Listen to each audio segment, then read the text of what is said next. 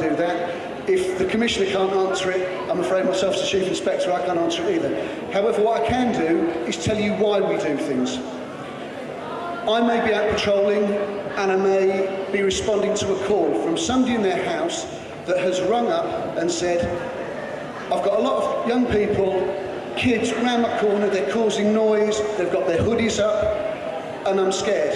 It may not mean that they're actually doing anything, but I would feel duty bound to go into the area, have a look, and if the young people were there, and if we got more calls to that, I would stop you and I would speak to you. It doesn't mean I'm going to search you each time, but if I ask you questions and perhaps the answers you give me more suspicion that you have got something on you that I think you shouldn't have, I will search you.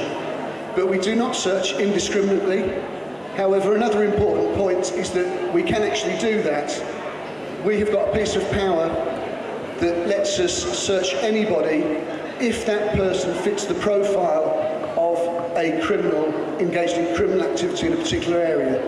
So in answer to your question, we do stop and search. We stop far more people than we search as well, and we've taken on board the Stephen Lawrence inquiry, which is called Recommendation 61. So if I did stop you in the street but decided not to search you, I would still make a record of that if I was asking you to account for your whereabouts and why you were on the street. We don't do it out of a matter of that person will do over there. We do it when we have reasonable grounds of suspicion to think you've got something that you shouldn't have. And that could be anything from drugs to an offensive weapon to something you've stolen. And most of our activity, of course, is based on other people telling us that. So it may be that somebody stops me in the street and says, see that girl over there? I think she's got some drugs with her because, I don't know, her pupils are dilated, she's acting strangely. I would expect my officers to come and search you. So a young man who reached the age of 19 rather, and never had a criminal record. He thought that was an achievement. A few weeks ago, I went to a conference similar to this, and some people have done research with young people of what they thought their achievements were. A 16-year-old said he believed his achievement was not having a police record. Now, that is an achievement for many people, and I thought it was an achievement for my son. As a single parent, I brought up by myself. Only thing he stopped recently at Walthamstow because he dropped a pizza box on the floor. And instead of him being fined for dropping a pizza box, he was actually pulled off the bus and everything. I'm not going to go into the whole details because it's personal. He's now being charged and probably will end up with a police record, on his name because they now say that he assaulted the policeman. My son has never ever assaulted nobody in his life. Never. So when you say you're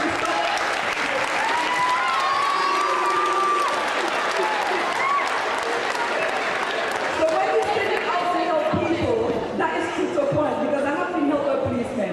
But a lot of young black kids are picked on. He was standing eating a pizza in Walthamstow Central waiting for a bus to come home.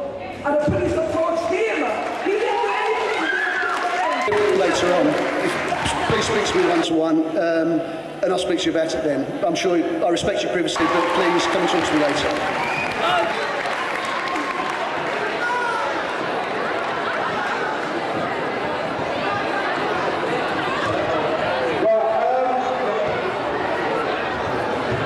We are going to have a 20-minute break suddenly. Right, we are not going to serve any food or drinks until you come and sit back down, and we will make sure you get. There is plenty to eat and plenty to drink.